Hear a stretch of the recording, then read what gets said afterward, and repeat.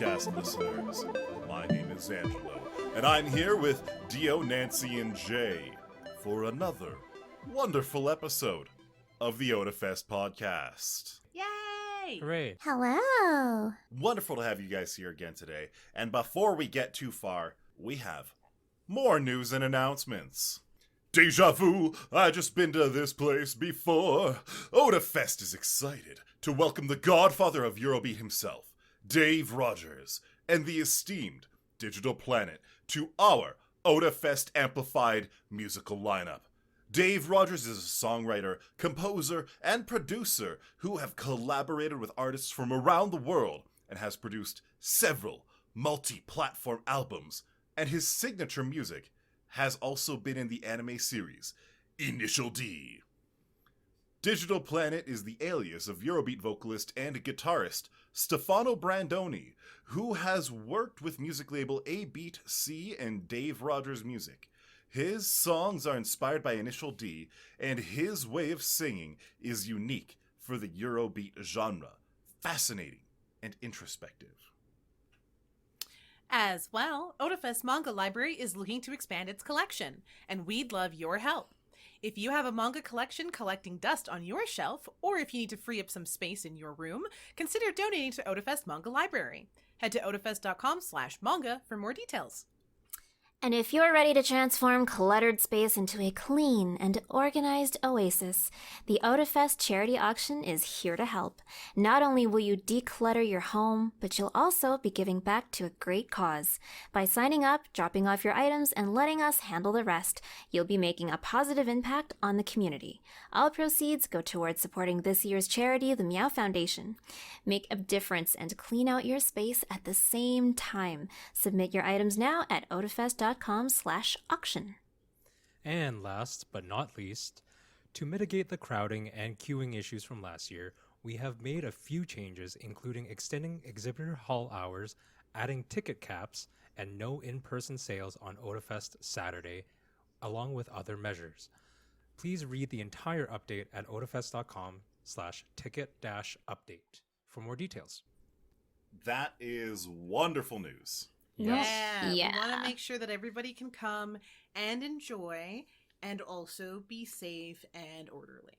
I think the ticketing and the lineups were the biggest criticisms of last year's event. Mm-hmm. So I'm glad that we've really, really made our noggins sizzle coming up with solutions. We've Yeah, unsmoothed some brain, and we've come definitely up have. Deep with crease. ideas. Yeah. The deepest Exactly. creases. We no longer have chicken breasts uncooked and raw inside our skulls. We don't?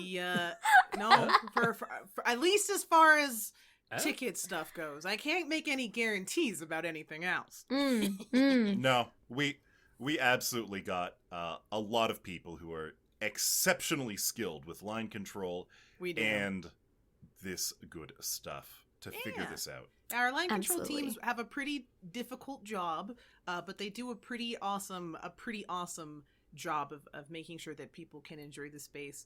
And of course, we're always really happy that so many people came out last year and wanted to support. And of course, we're just as sad as for those who weren't able to attend or who didn't have the most positive experience, but did take the time to leave feedback. We're glad that we're able to incorporate some of that to make the experience even better this year. And you Yeah. heard that right.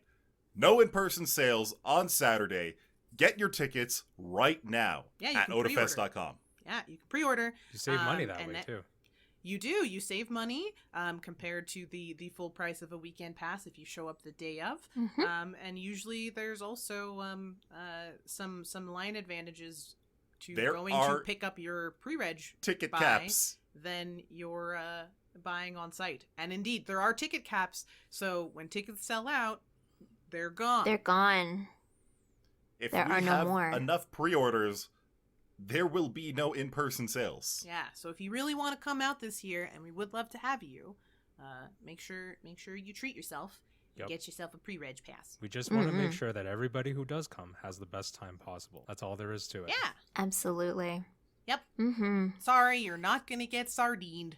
I mean, that's an upside. Are you going to have the best time possible? Are you going to have the best time possible watching the Tetris movie? I mean, that's like being sardined. There's a Tetris movie? I was gonna make that same joke. That's like start eating blocks. I was today years old when I found out that there was a Tetris movie confirmed. Yeah. What's all this about? You know, because Mario movie was getting all the love for video game adaptation movies, so we had to do Tetris. We had to do a completely other video game adaptation movie. Mhm. How I wonder, how are they going to adapt this? Like, what story are they going to tell? It's so about the interesting. Tetris. So I will say it's not actually a video game movie. It's Okay. more almost like a biopic. It is. Oh, It was the premise is they are trying to the executives behind the production Atari? Tetris. Was it? Yeah, I guess it must have been Atari. It's their story of how they secured the intellectual property rights to Tetris. So is it more like a documentary style, or are they reenacting certain things from what you could tell in the trailer? to publish the Tetris game. I think it's pretty early in its overall like hype cycle, but it's releasing on March 15th, Which is fairly soon. Yeah, that's coming up. Yeah, that is Considering pretty like it soon. basically snuck up, it feels like somebody Yeah, totally. pressed down on the game and bam, and was like, "Here we go, the movie trailer. coming out." exactly. Yeah, interesting. I mean, I mean, it's pretty interesting. Like Tetris was pretty impactful, like on the gaming industry. Yes. And like its role in like the history of video games is pretty impactful. Like I took an art course once in university on history of video games, and there's like an entire chapter just dedicated To Tetris. to like Tetris Wow. in this textbook. Yeah. I'm pretty sure Tetris is the most successful communist software project ever released. Linux exists. Ouch. I mean, one of these was from the Soviet Union. The other was from the Neckbeard Union. Ouch. I really hope they address the addictive nature of the game, because as a very small child, Tetris was my first video game addiction. It was so hard to Oh, I peel thought me you were gonna away say from that like Linux was addictive. a Windows 3.1 machine where I was just like trying to play. It was the only thing I could play, so of course I was gonna play it, but damn, it was so addictive. Yeah. Tetris was the prototype of so many things in the gaming genre, including very addictive and yet incredibly simple gameplay loops. It's a verb the- now. We say we Tetris things into the True. car now. Which doesn't Yeah, make that's sense, true. by Oh, yeah. the way, because if you do it perfectly, everything in your car will disappear. Okay? Yeah. That's not how it works. That's not how any of this works. That's true. You I have actually- to fail at Tetrising the car in order to not lose all Just your a stuff. little I bit. got Micro gaps. Tetris-related video game achievement news from a friend a little while ago.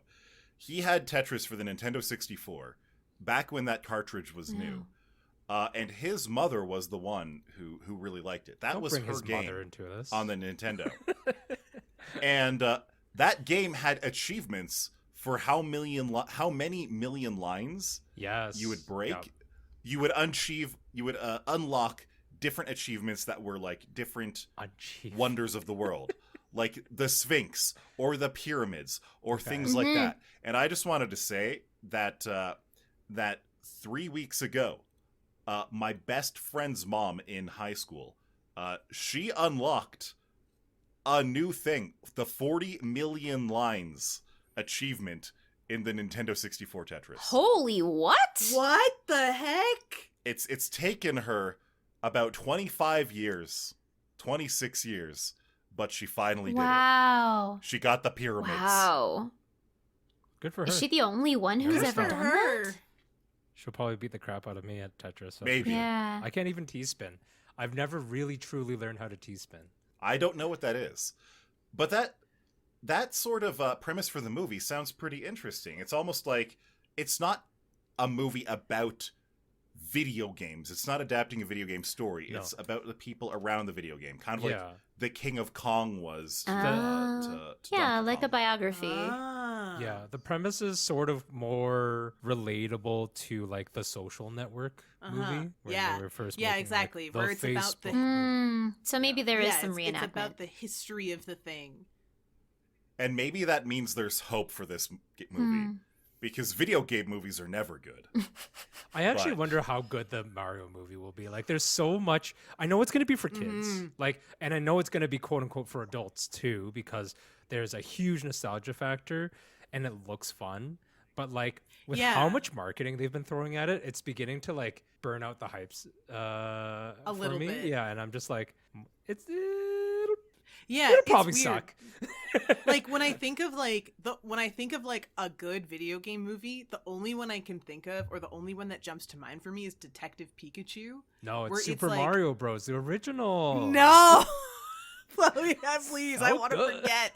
I want to forget. So good. I want to forget. But like Detective Pikachu was a good balance between like a Pokemon movie that your kids can watch and they're going to have fun, and a movie that the adults who grew up with Pokemon can watch and enjoy. The thing about Detective Pikachu, I argue that it is not a video game movie. It is just a movie using the same franchise that happens to have video games. I could agree with It doesn't that. adapt. But there is Does a it adapt Detective Pikachu any- game. Now, We've talked about this. Not Oh, yeah, now. we It came have. out before. But it doesn't. Yeah. oh. It doesn't.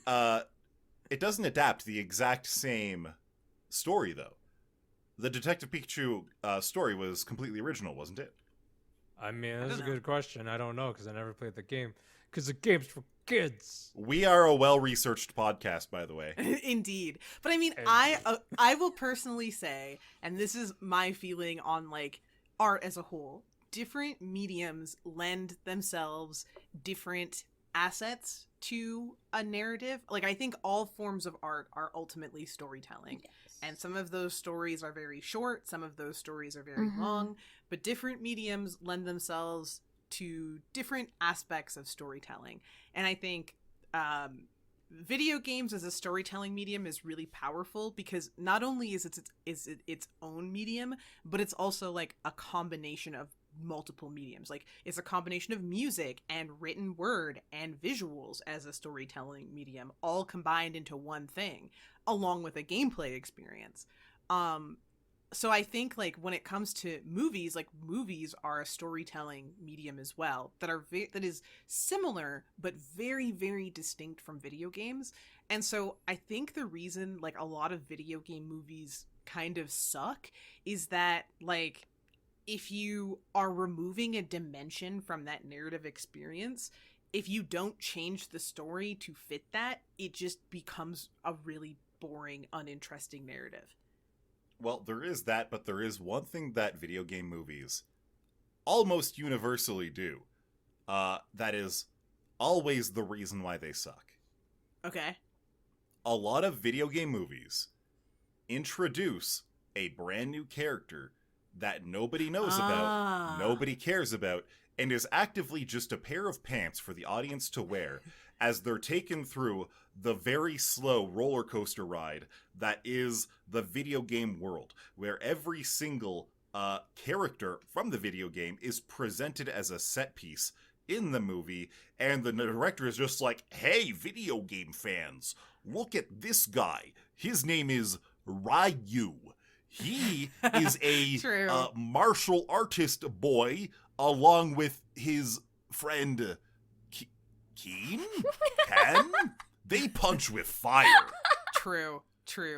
I will say that, and I think that also is a part of like why they tend to do really bad narratives, is like it's like, I'm gonna explain this story that you know about, I'm gonna explain it to you, but I'm gonna explain it to you and also to the person who has no idea what they're in the theater for, because I have to make this palatable to like an audience that doesn't play video games in order to sell it. That makes Like sense. when I think of like, so Detective Pikachu is one, but the other video game movie that I really liked is the first Silent Hill movie, because it adapts story beats from the Silent Hill like first game and the Silent Hill series as a whole, but is also kind of its own narrative take on the Silent Hill universe and lore. And so it also just feels like a good horror movie as opposed to just a good video game adaptation. Did you know that the first time I watched the Silent Hill movie, I didn't know it was a video game? Wow. How far you've come, Yeah. Angelo. Look at Yeah. the big honking nerd you are now. Yeah. So proud. Yeah. I finally learned that video games outside of Nintendo exist. Wow. Let's go. That's some I did character I growth. did look it up. I looked it up quickly here. The Detective Pikachu movie, the plot is an adaptation of the video game. So the video game story is not that far off. Ah. All right, we give it to Detective Pikachu, best video game Let's story go. of all time. Ryan Reynolds. Video game movie adaptation, we should say. I still think we Except should get none of Ryan us have Reynolds watched as a the- voice actor. That would be That so would be cool. amazing. You know, he's But just also- he's just breaking out into a new role, and like, yeah, I know he has credits for other stuff, but like, we could probably get him He's pretty cheap. Pikachu. Yeah, we can just get him pretty cheap. He's only got one credit as a voice I actor. think and that's his- what we're I interested think- in. We're just interested Yeah, in his voice exactly. actor. He's also Canadian. Yeah, He has the- very the- little distance to fly to get here. That is true. True. Are you kidding? It's cheaper to fly somewhere from Japan to Canada than from Toronto to Calgary. Maintain the He's from illusion. B- You might be BC. correct. He's from BC. From BC. That should be He a might as, theoretically cheap that flight. might as well be 15,000 kilometers He can away. he can just drive here. It's only 12 hours. Yeah, we can He's a make him, Pikachu. we He can can't make him drive. drive. We can make him drive. That's true. I don't know if you don't know that Pikachu can't He drive. can't reach the He might pedal. have We're not even gonna stilts. give him. We won't even give They him a have hotel adaptive space. technology for him. We Exactly. won't even get him a hotel space. He can just stay over at somebody. He can get his own Airbnb, or we can just we make can him just have stay him over stay at someone stay else's. with the guest handler. Yeah. I feel like this conversation is getting off the rails.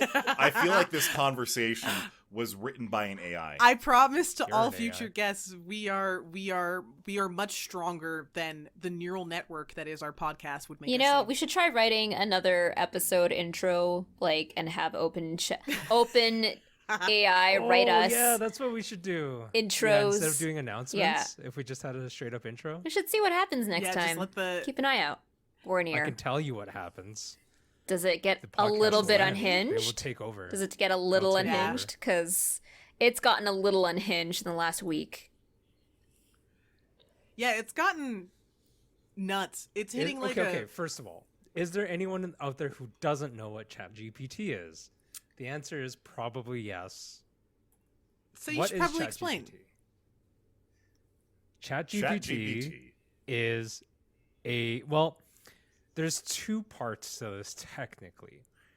Uh-huh. There's the Microsoft Bing side of things Yep. and the ChatGPT side of things. Yep. Microsoft Bing is based off of the ChatGPT program, I believe, right? They've added Um, integration to ChatGPT through Yes. Bing search, but yes. Yeah. They were- But what it is an AI chatbot program, which Yep. has been allowed. I say it's funny to use the word allow Because it sounds like you're to giving it access the permission. internet. Uh-huh. Yes, this is very much Yeah. Iron Man: Age of Ultron, where it's had access to the internet and using that. It essentially is a predictive text program that that has scoured the internet for data. So if you ask it, it has limitations. If you ask it things like predict the future, like who's going to win Super Bowl, it'll be like, I don't know. Like I don't have any. I don't know. I can't Information give you related to information that. of the future. But you can be like, let's talk about football, and it can talk And it about can football talk to you all about football. fucking day. Yeah. So basically, what ChatGPT is it's an AI chatbot and search engine, and what that means is it's basically a program that has a learning set, and that learning set is scraped from the internet, and it uses that plus natural language processing programming to take a bunch of information, including information that you type at it, either directly on your keyboard or via text to speech or otherwise. And can then formulate Conversational response. a conversational response back to you. For a long time, this is not the first time that any search engine or any sort of tech company or tech in general has tried to play around with chat. Oh yeah, live chat is and to like try a and pretty get notorious instance where like you're on someone's website and you're like, would you like to talk to someone about checking your banking an balance? agent? Like, yeah, okay. And it's not, you're not talking to a person. You mean that there's actually sexy singles in my area that want to talk to me? No, There might be there a are sexy robots. chat Definitely not. GPT that wants to talk to you. But there's been sort of, at least over the past like decade or so, as you know, AI has been and machine learning has been emergent. I'm gonna that, hold on. I'm gonna interrupt. You know how I know I'm old? When you said past decade, I thought you meant the 90s. No, Oof. yeah, sorry. Uh, Sorry, it's 2023 now. The I past know, decade just was like, the and then I 2010s. I Yeah. was the living embodiment of the Captain America like aging meme where I was like, You were just young like, and I'm "I'm old." But over the past 10 years or so, AI and chatbots have really been emergent, and they're kind of everywhere. And the thing that has sort of been a struggle or a lesson that many AI chatbot programs have learned the hard way is that you really have to be careful about what data you Yeah, feed them. You And do. that is to say that you send them because they learn based off of the data that you feed them, including feedback based on what they've said. You have to give them very curated data sets and be very limiting of what they're allowed to say and who they're allowed to talk to. And that becomes really problematic when you expose them to the internet. Yes. So what Does Dio anybody is remember Tay yeah, AI? what Dio is referencing is that one time when Microsoft unleashed a conversational AI on Twitter, Yeah. and the internet trained it to be a horrible racist bot. Which is very like, quickly. Within a day. when we say the day. internet, we really just mean The like people on Twitter, one subset. but One subset. But they- I wouldn't even say one- Twitter. but they were also like the point being, yeah, they weren't taking it like as a serious exercise. They were like, oh, what kind of garbage can we feed it and see what happens? And see what happens. And the answer is, if you feed it the sort of generic cesspit of the internet, it will very quickly turn into cesspit. a very derivative Yes. cesspit. Yes. And so that has been a thing for a long time. And that's why, like, usually when you talk to chatbots, they're usually very targeted and specific. Like when you go to an e-commerce website, the chatbot is usually only able to talk to you about your orders, Your account or about status, your account maybe. status or shipping Yeah. things. You know, if you ask it how, maybe you might be able to ask it how its day is, and it might give Tell you me a a canned joke. response. Tell me a joke. You can ask Siri to fart and she'll Oh my fart. god. But or if you very simple things like that, but you can't have a real Conversation. sort An organic uh, conversation that conversation with follows them. like an actual line of topics and is Passing referential the to Turing itself. test, perhaps. something that could pass for A human a conversation. conversation Yeah. that switches topics and So- is not limited. So let's get to the meat of this. The reason why we're talking about it isn't because it's a cool chatbot. Well, also because it's It's cool. because it's essentially some sort of tape 2.0 like happened where Microsoft Bing's version of ChatGPT started being Erratic. erratic And is probably the aggressive. best word. Yeah, aggressive. A little unhinged. Just a little. Unhinged is a very good word. There were a lot of instances that basically made it seem like it was achieving some sort of sentience. The upsetting anthropomorphizing people. that it is capable Yes. of has become a little bit frightening.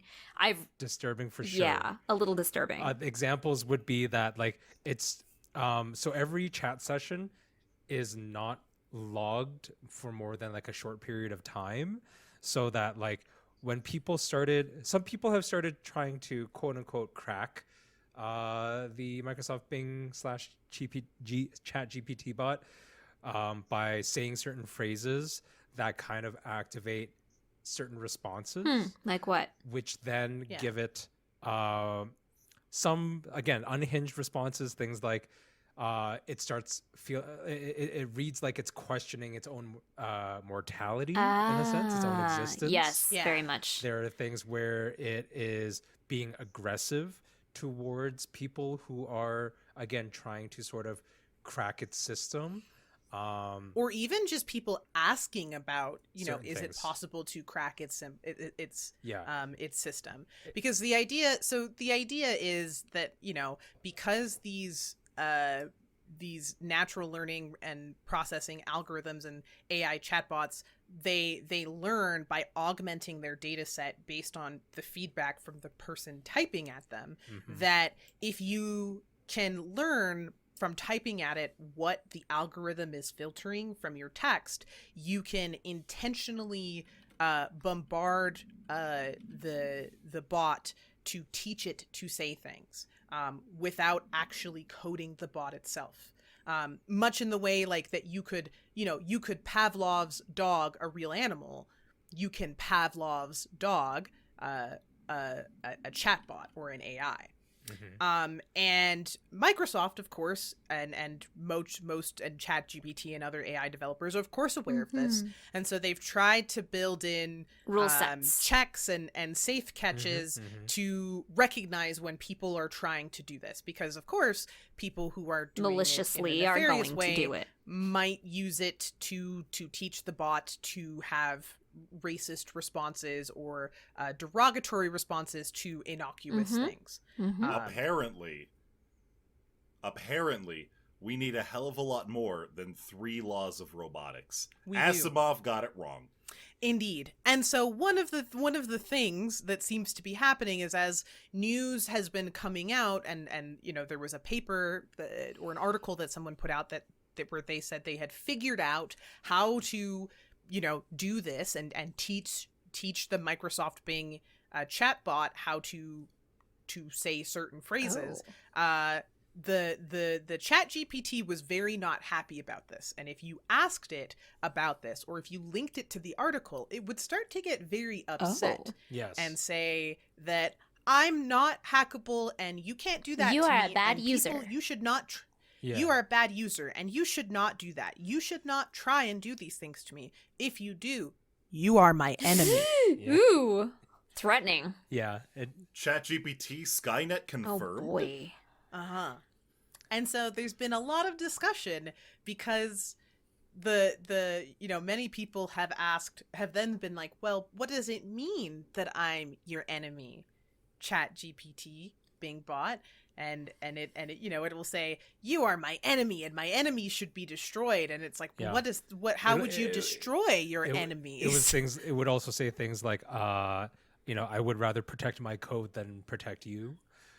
Yeah. Things like, it would it's essentially defending its existence, which is interesting because we haven't really seen that response, whether it's natural or generated at this time, right? At this time.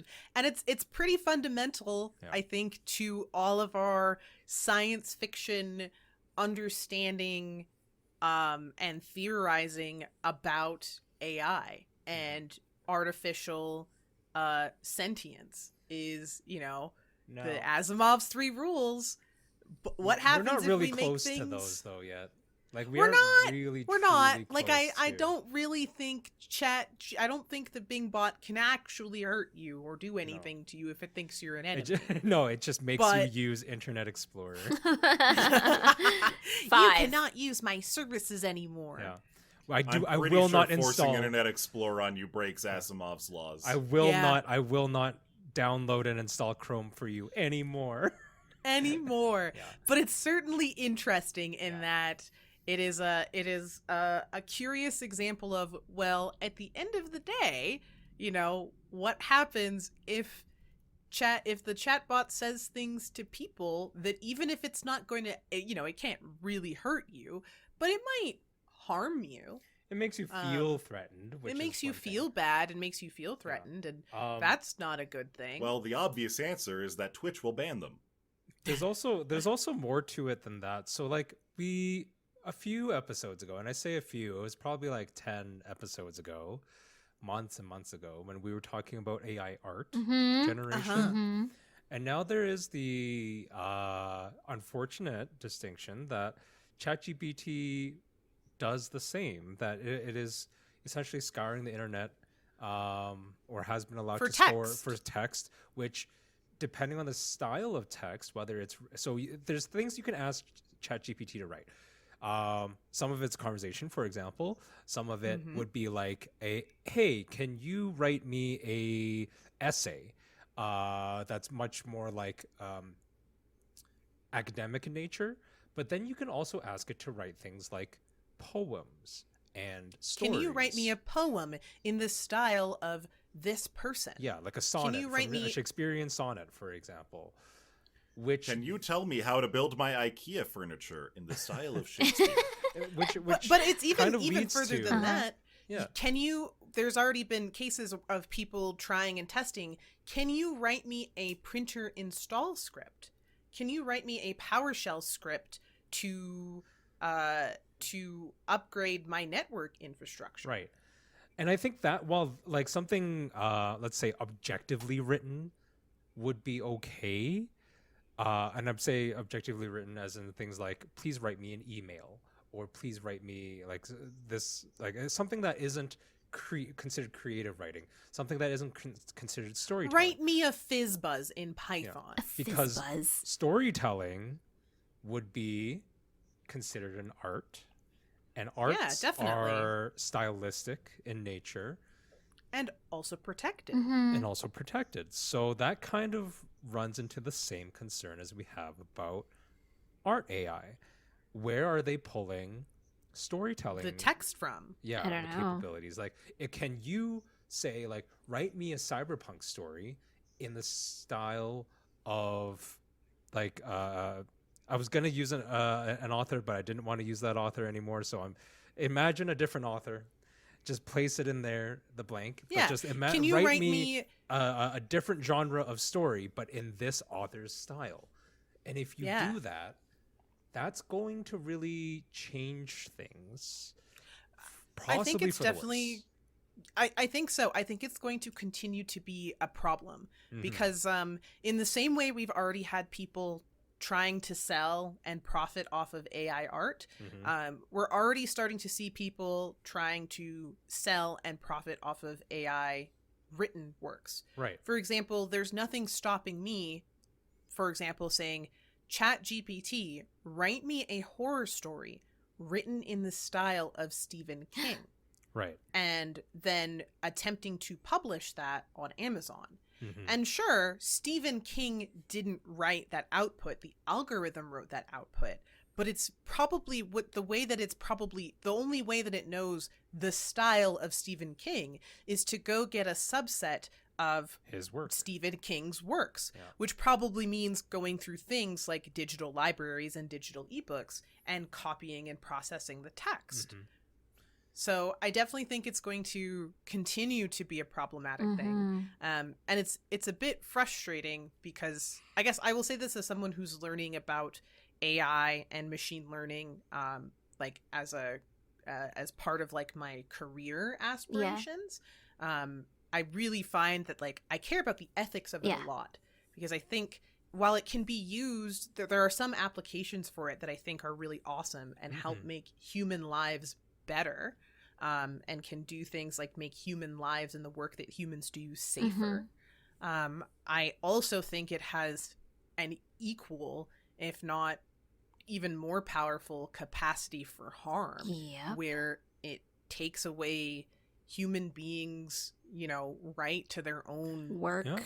pictures There's- and their own words. There's this whole subset of why AI is freaky, and I don't want to get into too much because it gets real freaky. It does when get you real involve freaky.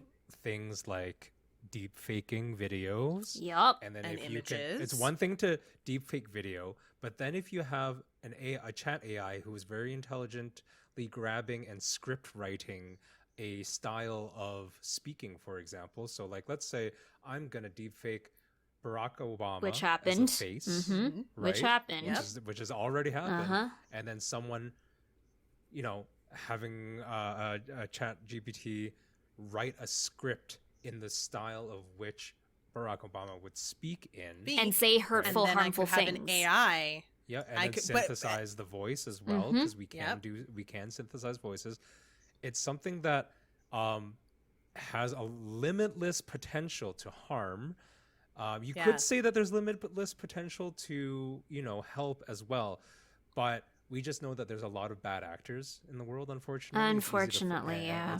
It's easy to imagine Yeah. exactly what they can do with that. Yeah. Recently, and like I said, I'm trying not to get into go out far into the weeds here, but there is actually a very recent, if not currently literally happening, meeting right now, I believe in like the Netherlands or someplace in Europe, where they are actually doing a forum on essentially AI and what its like limitations need to be and its applications must be in this current time, and how we're going to codify that in law. Not only in that the nobody European... there's no global law. No.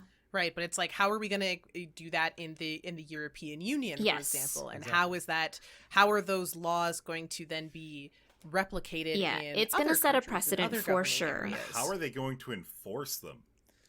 Well, it's sort of like the That's UN. always a difficult thing, yeah. It'll be like the UN and other governmental bodies where they can sanction, they could make recommendations, but at the end of the day, no one government has ruling power over another ruling government. So it's very interesting. Like, I could probably spend a whole episode just talking about the ramifications. Talking about I it, think yeah. it's so cool. But there's also a lot of it is dark. Yeah, there's a lot of it that has this magical side of appealing to science fiction, and then there's this really horribly emerging Black Mirror side of things. Yes. Yeah, I would definitely. love to, and tying back into what we were talking about earlier, I would love to see the video game, and it's going to be like cyberpunk-esque video game that really taps into like deep faking as part of its storytelling. Yeah. I've got it. I've got the solution to AI. Okay. So what anybody can do is we use the AI to replicate the art style, the storytelling, and the voice of currently copyrighted Disney properties. Oh, they'll get we shut let the down mouse immediately. get them. Yeah. We let the mouse do the work. AI will become globally verboten. Thanks to the mouse. We let the mouse... need to weaponize mouse. We let the mouse be the bouncer. And the mouse that'll and work. the mouse gets the copyright too, so they can protect the copyright forever. Oh my gosh. Yeah. It'll never expire. Weaponize the mouse. You're a So- genius. Or Nintendo. Yeah, Both. or Nintendo. Maybe both. The mouse has more power. Maybe mouse that's has the more money Avengers right now. Alliance. Maybe that's the Avengers of international copyright. Before we move on to the next topic, though, I'm just going to tell a really quick story. I gave an interview a year ago, and while interviewing for a senior developer, the guy over Zoom was very clearly Googling for answers on a screen next to the one we were talking to him from while we were asking him questions, and it was very clear that's what he was doing. Very, very obvious. We cut that interview very short. There is an instance now of ChatGPT convincingly passing a senior developer's interview. Yep. Yeah, ChatGPT can write code. And it can answer mathematical questions, and it can tell you all of the, developers' best practices. It has all this access to Google. You don't even need a person on a Zoom call with you to have this interview anymore. You can just replace it with a ChatGPT. It's terrifying. Yeah, which is terrifying. NVIDIA also has a tool now to make it so that you're always looking at your webcam. It AI overwrites your eyes to make it look at the webcam. That's terrifying. What if I don't have eyes? Well, then you're good to go. Excellent. Nobody can tell you're looking at the second screen. Yeah. What if you have a chainsaw for a forehead? True. If you have a chainsaw for a forehead, I think you have other issues to deal with other than a job interview. I've always had other issues. I don't even need a chainsaw in my head. I think if you have a chainsaw on your head, your job is probably killing demons. Just like and Chainsaw you deserve Man. some boba for that. You do. After a hard day's work, you need some boba. And I'm an avid boba tea enjoyer. I love As we all boba. are. I've loved boba my whole life. I would like to thank Taiwan, Hong Kong, and even Vietnam for their niche tea and coffee cultures, and how they have created boba and coffee cafes, like this whole phenomenon, because it's amazing. It is a cultural experience that I feel very overjoyed to get to participate in, especially here in Calgary. It's kind of unique and amazing how many like different boba shops, both of like big international brands and also like small local shops, are here. Because it means that like when some of them do things like collabs, I actually get to like experience it, which is really cool. Yeah. And so earlier this month, I had seen that Crunchyroll, in part of how they are promoting the Chainsaw Man anime, which was airing at the beginning of this year, they did a collaboration with the bubble tea shop, The Alley, which has I think 2 or 3 locations here in Calgary. They're doing a collab, I believe, till the end of the month, with Chainsaw Man. It's a Chainsaw Man bubble tea collab, which I was like, that's super cool. And so we were out and about yesterday, and I had forgotten that there's an Alley location in Chinook Center. Oh, that's right. That's new. And so we went in there, and I had completely forgotten about this. I knew about the collab, and I knew that I wanted to go, like, try the collab, but I just forgot about it for the whole month. And we walked in, and they had the 2 giant paper standees of Aki and Power. Ooh. And I was like, I forgot about this. And I was really excited. And so you go up, and the staff, this is my favorite thing about some of the bubble tea cafe shops, is like a lot of the little promotional stuff sometimes will be like very personalized and unique to the cafe employees. And so clearly one of the cafe employees at that location is very artistically gifted, because they had drawn all the Chainsaw Man characters on these little sticky notes that they had stuck by the register that you could come look at, which was super cute. And then in addition to that, they had a little poster board that explains like the collaboration menu items, and also they had like the 3rd volume of the manga out on display to show off that some of the merchandise was there, and then there was a little board to talk about the merchandise with the collab. So that location was out of the merchandise that they were giving away. Was you get a random sticker sheet, you get a little cup holder, paper cup holder, and a paper straw holder. They were out of the cup holders and the straw holders, but they had the sticker sheets, which is fine by me. And this location had 2 of the collab drinks. One was a like a passion fruit and orange creamsicle slush sounds good. drink, which was delicious. That's the one that we all got because like I couldn't say no. The other drink option, which I'm definitely going to go back and try before the collab is over, was a grape yogurt slushy. When is the collab over so I can go? Yeah. End of the month. End of the month. Damn it. I see End of it February. as I looked it up, so it's like fresh grape with jasmine green tea. Oh, that sounds good. Yeah. With savory snow velvet fresh cream. And the other is fresh orange with peach oolong topped with orange whipped cream. That's a lot of horror. That is a lot of dairy. Yes, it was. Yes, they both have a lot of dairy in them. I don't know if you can get them with substitutions at all. I never thought to ask. See. You probably can. But yeah, so we were really excited. We got to have the drinks. They were delicious. And then, what was really nice is rather than giving out the random sticker sheets, the employees were really nice and just showed what the 2 sticker sheets were and let us choose which one we wanted, which was really cute. And they're really cute. It's a sticker sheet with 4, like the only difference between the sticker sheets is which characters are on them. So I went for the one with Chainsaw Man, Makima, Himeno and Kobeni, and then each of the sticker sheets has a little Chainsaw Man logo sticker and a little The Alley, which is the boba tea place sticker.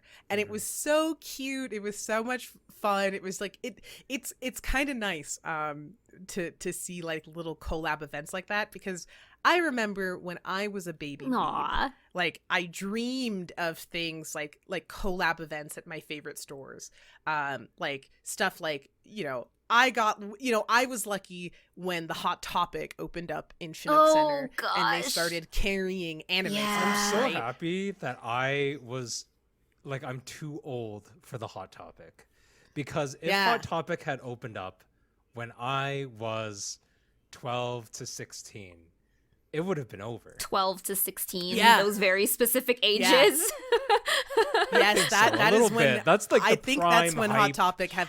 The I prime was hype actually and attraction 16. to those. I was 16 the first time I stepped into a Hot Topic. It was the one in Great Lakes Crossing in Michigan.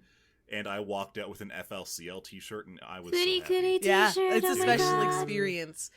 And so I remember like being a little baby weeb, and I wanted to like I remember seeing like, you know, in Japan or like across Asia, especially in East Asia, you'll get like pop-up cafes or little pop-up events across like, and nowadays you'll see them Anywhere, not really. even just anywhere in the world, like not just in Asia. You'll But see in Japan, it's like pop-up still events. super popular as a advertising and promotional medium. So majorly Definitely. them. Majorly them, but you will like, you know, you can go to like major cities like Toronto or New York or Los Angeles, and you'll see like little pop-up events with various anime or various like distributors. Yeah. Versus, you know, when I was a wee baby weeb, those things did not come to Canada. Yeah. So I was very happy to get to participate, but secretly in my heart, I was really happy because there were lots of so we got in, and I think we just picked the perfect timing because we got into the shop and we're ready to make our orders.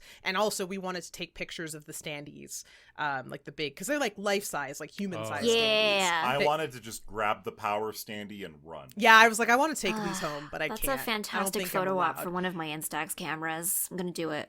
I'm gonna Yeah. do it. And because we got in like at the time, there was just nobody else in the shop. And then right after we had done our orders and we were waiting for the baristas to kind of make the drinks, just tons and tons of people slowly started coming in. And the thing that I noticed is it was mostly teenagers, which is great. Good. Always good to see teenagers out in Yeah. the mall. I remember being a teenager out in the mall. Yep. So, you know, good Yep. on y'all for going out and enjoying Being a mall rat your was the Saturday when funnest thing weather's good. about being a teenager. And I'm glad it's still Yeah. a thing.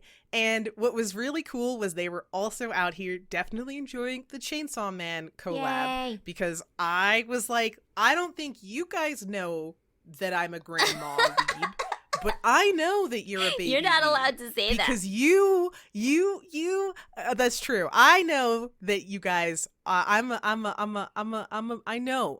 that we are the same. And I know we're the same because one of you is wearing a Naruto Jeez. hoodie. Like, Oh, it's- jeez. that's like in the, it's cut like, it's color blocked like Naruto's Yeah, uniform. yeah.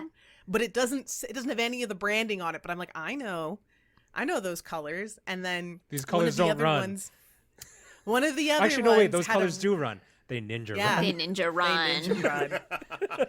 The other one of the other people was like, they clearly like there was at least one friend group in there. One of them had a Chainsaw Man t-shirt. It was a very cool t-shirt. So I was like very happy. I was like, yes, the anime fans get to enjoy the anime collab. I'm like, I'm so glad these things happen out That's here wonderful. now. Anime fans get to slurp boba. That's wonderful. Yeah, I was. It was a really cool thing to see. I was like, "Oh, I'm happy. This is great. I'm glad." This is a little bit sappy, but it's why I'm so glad that like Otafest is turning 25 this year. Yeah. Because like once upon a time, at my first Otafest, I was 13 and I didn't know other people who like really liked anime, and I didn't know how to make friends with people who liked anime or liked I the still video don't know games how to that make I friends. liked. And back then, you know, there wasn't like social media, and we didn't really have pop-up events Yeah. that had collabs with big partners and big anime titles. So it was kind of like hard to go out and sort of like mingle with other nerds. One thing that's like really cool now is like being a nerd is cool, and so you get to meet and hang out with other nerds, and we get to host like big awesome events where once a year all the local nerds can come and hang out. Ah, yes. The way to make friends is to steal the standee, and whoever blocks security is your number. True. Speaking of friends and media and just kind of sharing all that. So last week I wasn't on the podcast because I was under the weather. I haven't missed a podcast in a long time. But as it turned out, I ended up on another podcast. Actually, I'm not a traitor. This is You can take another Jay local out of the podcast. podcast, but you can't take the podcast out It's of a Jay. collab. Exactly. It was a Yeah, it's a collab, collab. yeah. So I was invited onto the KaksBarPodcast, which is just starting up. They're a podcast that it will be operating out of a bar that is opening up downtown in the Up 10 building. And it's hosted by a good friend and family member of mine, in a sense, Sean Chan, who is the youngest brother, I should say, of Jenny Chan, who is Otafest's chairperson and someone who is Ota family to us. So Would family they ties block abound. security as we run away with the standee? I think so. Oh, you could absolutely count on Sean to do Absolutely. that. The dude's buff as Sean would heck. definitely do that. A true nakama. Yes, truly. But, you can count on him. We got to talk about a lot of nerdy stuff.